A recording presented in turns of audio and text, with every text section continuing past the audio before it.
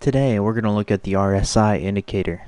Okay, the RSI indicator is a technical momentum indicator. So we're looking at momentum. It's a lagging indicator, just like all the other indicators are lagging indicators. Okay, and what it does is it compares the magnitude of the recent gains to the recent losses. Okay, it's an attempt to determine whether the currency pair is going to be overbought or oversold. Okay, so as you can see, we're going to look at the it's from a range of 0 to 100 from the chart below. Okay, and it's deemed to be overbought once the RSI approaches that 70 level. Okay, and it tends to be overvalued at that level. Okay, and all it says is that it's a good candidate for a pullback, that it's overvalued and it should pull back. Okay, but not necessarily. Okay, it's just on a relative basis. Okay, and likewise, as the RSI approaches 30, it's an indication that that asset or that this currency may be getting oversold and therefore likely to become, undervalued. Okay, it's either undervalued or it's overvalued, and it's on a relative basis. Okay, the best way that I like to use RSI is to take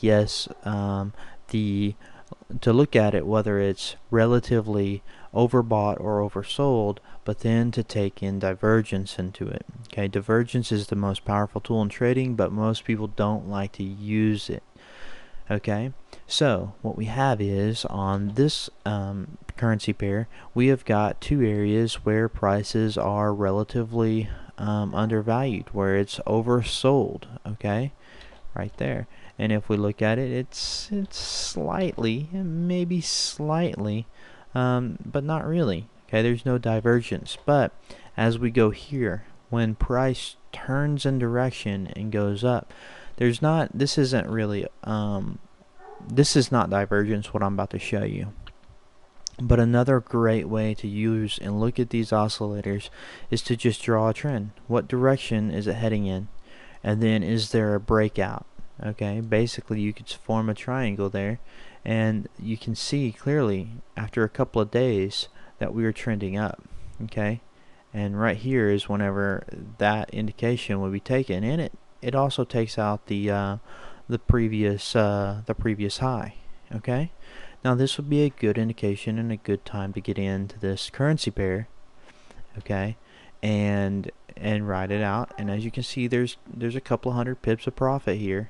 Okay, and you can see that price tends to be overbought, okay, when we get up to this range, and at that moment in time, you can see that the momentum has decreased.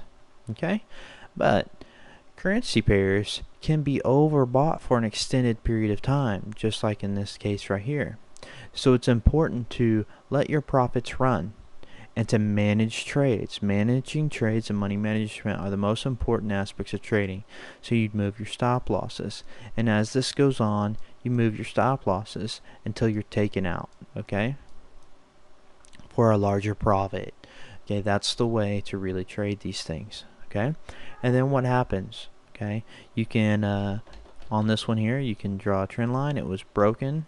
Okay, you move your stop loss. As it goes along here, you can see that clearly at this level we are done. Okay, and again, if you're looking for long positions, when is the trend line broken? Significantly. Okay, it'd be nice to see that the indicator goes up and comes back down, and then you can actually form divergence. Okay, and here we have clear divergence with a trend line break.